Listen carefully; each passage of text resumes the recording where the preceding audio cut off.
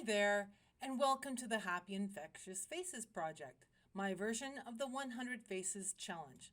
So let's talk about faces.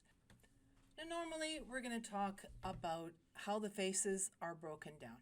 So we're going to start off with an oval.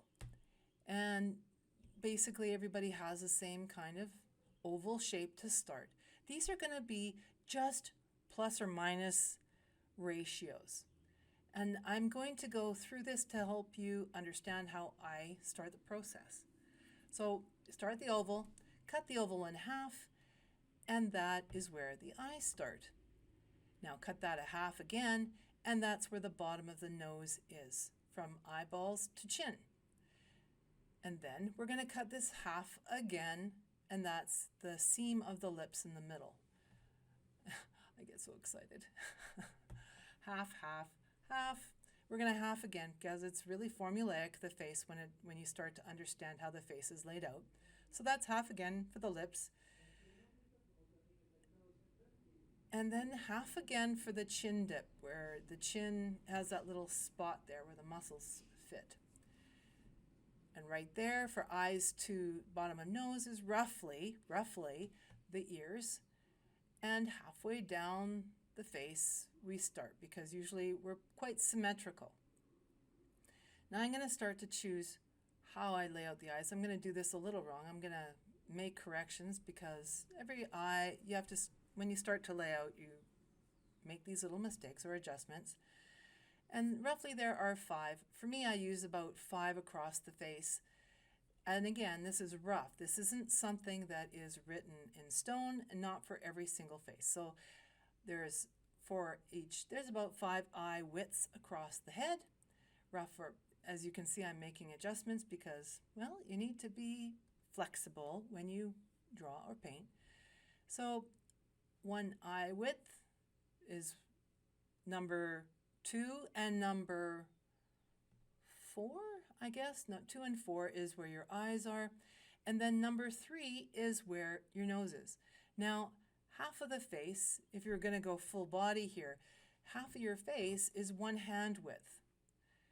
And so from there, the middle eye width is your nose, plus or minus. Again, some people have wider noses, some people have longer noses, but this is a rough layout. This is a rough layout for straight on. Now the mouth can be as narrow as between the nose or like the ends on either side, and it can go as far as the pupils or larger depending on how big of a smile they have. So, but usually it ends somewhere underneath the eye, and you'll see that the more you see your artwork develop. And this is training your eyes to see how a face is broken down. Not every face is the same, and again, I'm going to emphasize plus or minus. It's very important to see this part. I'm going to lay out another thing of what I want you to understand of what's going on is perspective. So I've drawn these ratios roughly, just for quickie, on how the ratios lay out if you turn the face slightly. And you'll see it in the next drawing coming up. But as I lay out the face, the ratios still must move through space. And they need to look kind of the same.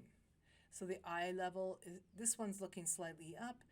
So it moves through space with the chin a little higher, if you can imagine. It's not quite halfway, so they're looking up a little bit. And it was roughly kind of the same ratio that I will work with on the face that I'm working with today. Now I'm going to give you a little thing that is really, really basic. Nothing written in stone. The face, if we're just going to pretend it's like a watermelon to see, or in this case a styrofoam ball, to see how the whole face gets laid out across ratio space as it rotates and as it moves around. Normally, Proco is a fellow on, and I'll leave the link below, who shows you how to do a really good face proportion, and he's on YouTube. He does beautiful stuff with anatomy. So I'm dividing the head, the head in the same kind of ratios that I've worked with on the paper as on the styrofoam ball. Eyes halfway, nose halfway, lips halfway of that again, and then chin dip halfway of that again. And then lay out kind of as best I can through space again on a ball, because our heads aren't a ball per se, but they do move around. There's 5 eyes roughly across. Now see how just on a flat way, because the nose is flattened down on the ball, how it rotates just from this point of view. It makes you look at the face differently, so that the face won't be halfway. It won't be if it depends on how your point of view is. It's a ratio and perspective thing. So I'm just going to add a little bit of black here because it's easier to see than the blue on this camera, on the white. Just a little bit of extra emphasize, because I think I really like to punch this home. What you think is there isn't necessarily what you think is there. This is one of those times where you need to draw what is there, not what you think. And that's why these ratio ideas help us to go beyond that. Otherwise, in some ways, if you think about how the children see faces, they actually do see the face covering the eyes covering the middle, from a different perspective. They actually have the right idea because they're coming from below. So as they come below, the face is divided differently. But here you see it, I rotate the face through space, a little easier to see. And it's important to remember that the perspective takes place. It changes how you draw. Now I'm going to use a sculpture I made with a Mr. Potato Head because I have a sense of humor and my studio is kind of goofy. Here we come. Come on, Mr. Potato Head. He doesn't want to cooperate. Come on, you. There we go. See how his nose sticks out and how, especially his nose, how he changes through space. That nose doesn't look the same all the way through space. Sometimes it's bigger or larger. One side nose looks bigger or larger, and that's important to remember when you draw. This is just a basic idea. This isn't the be-all, end-all, and it's plus or minus depending on the face. Here are my basic tools, and this face does hold true for the other drawing that I did at the second drawing, how it rotates slightly. Now, part of this is also important to remember, that she is stretching and using her facial muscles to create these different expressions and create us to have a different reaction to that face.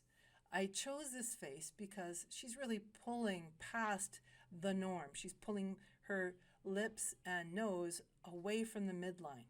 So again, this is really important to remember when you use the ratios, that you use them in general information and not as a be-all, end-all. Yes, they're general guides, but depending on which facial muscles they use and what perspective is, you need to draw what's there, not what you think is there. It's super important. So as you see, I zip past the layout of the drawing to really pull into the color.